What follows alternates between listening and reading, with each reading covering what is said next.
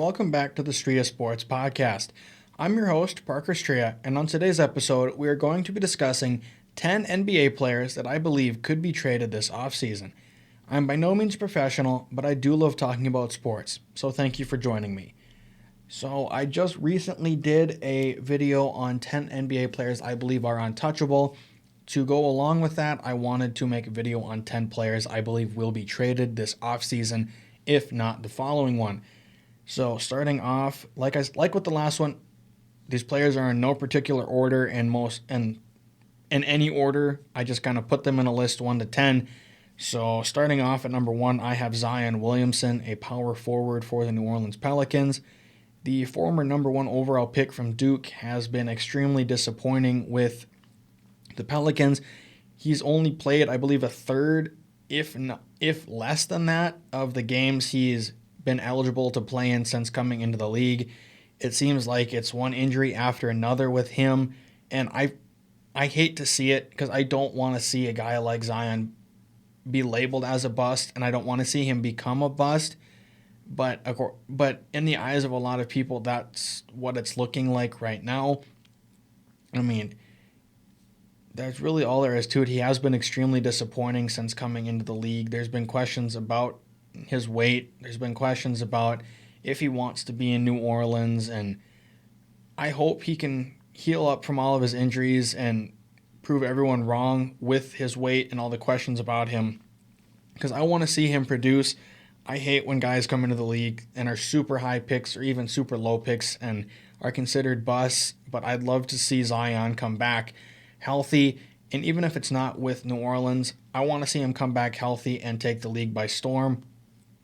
I mean, there has been talks that he doesn't want to be in New Orleans anymore, and I think that if he wants to, he can force his way out of New Orleans, because there's no way they can. I don't think there's any way a team like New Orleans can heal a fractured relationship, just because you look back at Anthony Davis. I know the two players haven't done anything near similar, but Anthony Davis didn't want to be there anymore, and he got a trade out of there, and I think Zion could do the exact same thing. Number 2, I have Julius Randle, a power forward for the New York Knicks. Randle was the 7th overall pick in 2014 out of Kentucky, and he was the 2021 Most Improved Player, which led to him signing a 4-year, $117 million extension in 2021. His stats this year, except for his rebounds, are all down from 2021, which has led many to believe that he will be traded from the Knicks just simply due to his lack of production compared to how much he's being paid. There was talks this year that he was going to be traded, and obviously that didn't end up materializing because he is still on the New York Knicks. But I believe that out of most of the players on this list, I think he's probably one of the most likely to be moved, just because, I mean, if he's not producing, there's no reason that the Knicks shouldn't want to keep a player who's not producing at the level that that player's contract warrants, and he's not doing that right now, and the Knicks are really disappointing this year compared to last year. So I don't know what they need to do, but I think they just need to figure it out. Number 3, I have John Wall, a point guard for the Houston Rockets. Wall was the number 1 overall pick in 2010 out of Kentucky, and he hasn't really done a lot in his career. He was 2017 All-NBA third team, 2015 All-Defensive second team, and was on the All-Rookie first team in 2011. But he's missed a lot of games over the past couple seasons with injuries, and just he hasn't played this year just because he's been sitting out all year in hopes that the Rockets would find a trade for him. It has been a mutual thing because the Rockets do want to trade him in hopes of developing Kevin Porter Jr. and Jalen Green instead, but a trade never happened at the trade deadline, and I think John Wall still has some years of good basketball left in him. He's one of my favorite players in the league when he's healthy. He's extremely fun to play with in 2K. Not that that really matters, but he is an extremely exciting player when he is able to play. Although he may not be the best at his position, I think he could still go to a contender next year and help them compete for a championship. Number 4 is also from the Houston Rockets. I have Eric Gordon, a shooting guard for the Rockets. Gordon was the number 7 overall pick in 2008 out of Indiana, and he has been one of the best six men in the league since he's really taken on that role. He was a huge part of most of those James Harden Rocket teams, and he's probably one of the most underrated players in the league just because he's not a starter and he's not getting paid $30, $40, $50 million a year like some players are. He's still extremely efficient. He's shooting 41.4% from 3 this year, as well as 47.9% from the field overall, while averaging just over 14 points. But like with John Wall, I don't think he fits into what the Rockets want to do with guys like Jalen Green and Kevin Porter Jr. This is their team now. It's their time to shine, and there's really no place for a guy like Eric Gordon on a team that wants to rebuild. Like with John Wall, he could also go to a contender and instantly help them compete for a championship.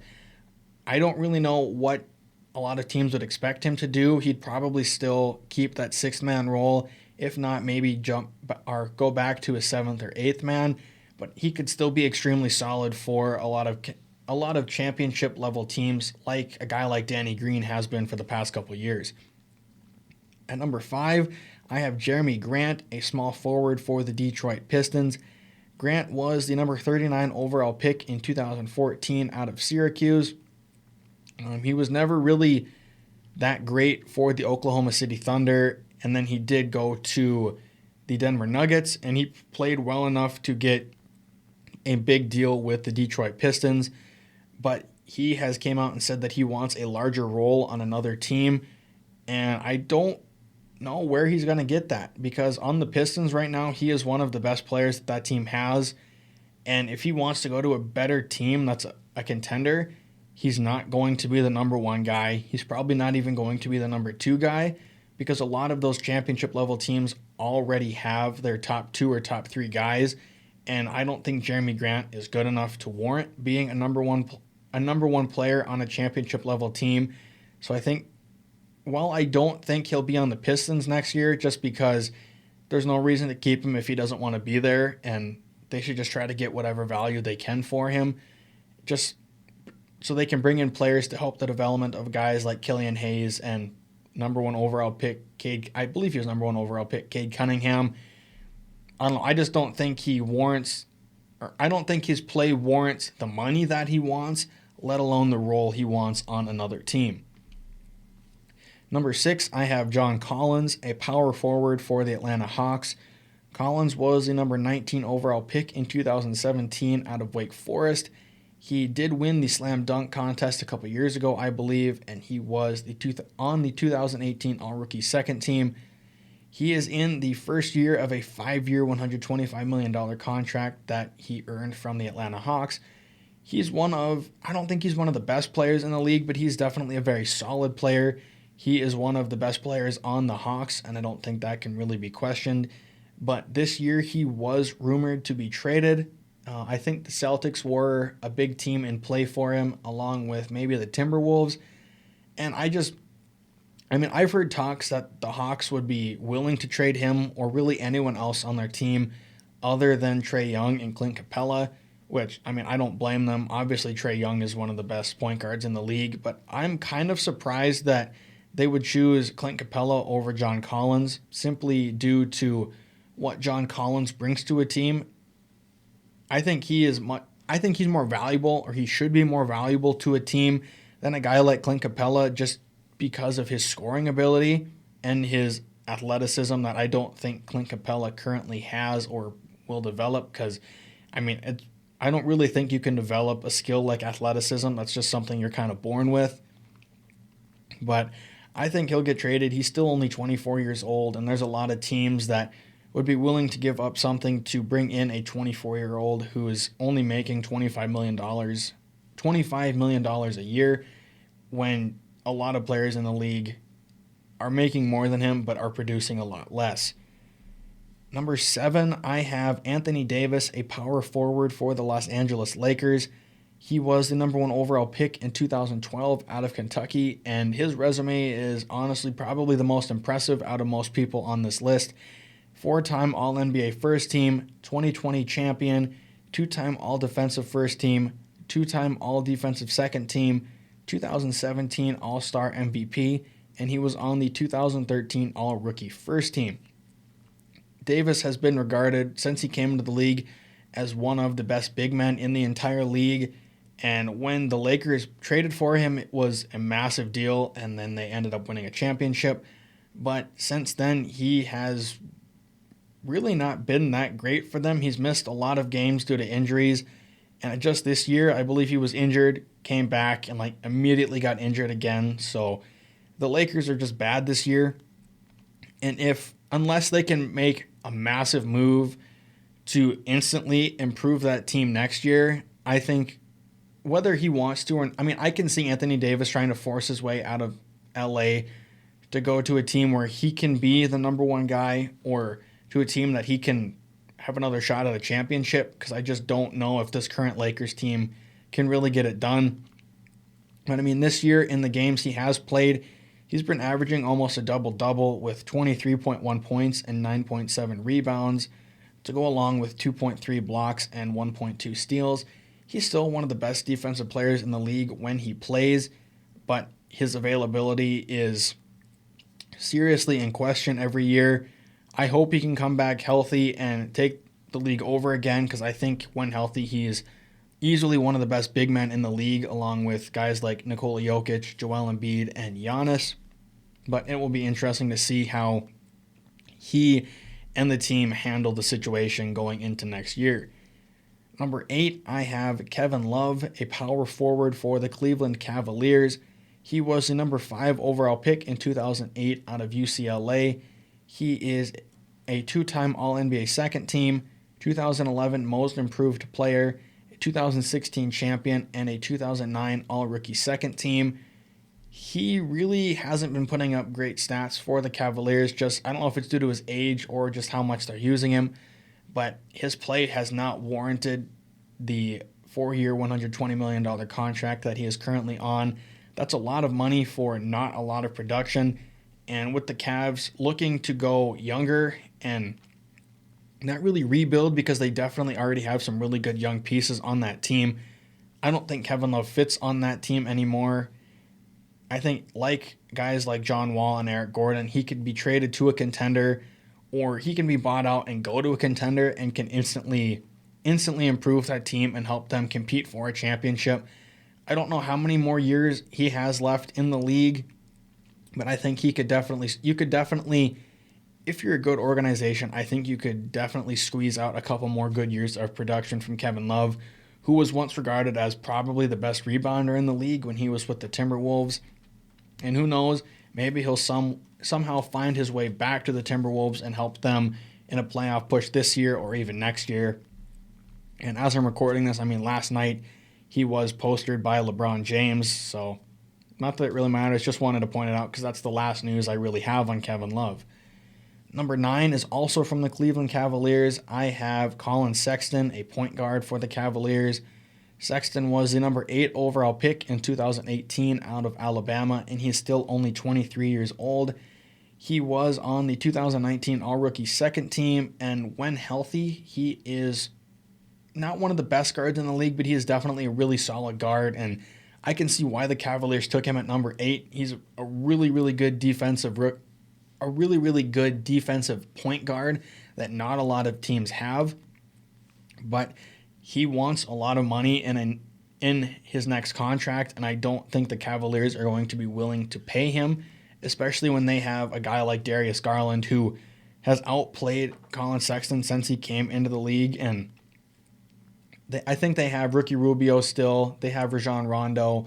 So they did trade Ricky Rubio actually. So I don't know what they'll do. Maybe they'll re-sign Sexton to keep that young point guard or that young guard duo with he and Darius Garland together, but I don't really see it happening. I think he's going to want a lot of money in free agency, and there are going to be teams willing to pay him more than the Cavs will. And 10th and last on the list, I have Damian Lillard, a point guard for the Portland Trail Blazers. Lillard was the 6th overall pick in 2012 out of Weber State and is one of the best shooters in the league and one of the best point guards in the league right now. He was 2018 All-NBA First Team, 4-time All-NBA Second Team, 2014 All-NBA Third Team, 2013 Rookie of the Year, and 2013 All-Rookie First Team. 2013 All-Rookie First Team. He is also in the first year of his 4-year, $176 million contract that he did sign with the Portland Trail Blazers. Trailblazers are looking like they're going to nosedive into a rebuild, and Damian Lillard has been really involved in trade rumors around the league, and he doesn't deserve to be on the Trailblazers anymore. The team is awful, and they're going to be awful for a while, I think, so it would be smart for him to... I don't think he's going to force his way out just based on the way he portrays himself and just the way some of the stuff he said, but it would be very smart of him to try to find a way to get out of Portland and try to go someplace where he can win a ring, because it's not going to happen in Portland. I mean, he's one of the most respected players in the league, I think, and one of the best point guards.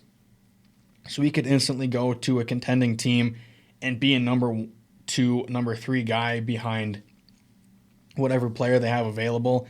And I mean, I don't know the likelihood, but I wouldn't be shocked if he got traded to a team like the Nets if they get rid of Kyrie Irving. I don't know if the money exactly works out, but I would love to see Damian Lillard and Kevin Durant on the same team. As always, I'm your host, Parker Striha, and this has been the Striha Sports Podcast. Our random sport fact of the day is that American swimmer Michael Phelps has won more Olympic medals than the entire country of Mexico. As always, thank you for tuning in, and don't forget to hit that notification bell for whenever a new video gets posted.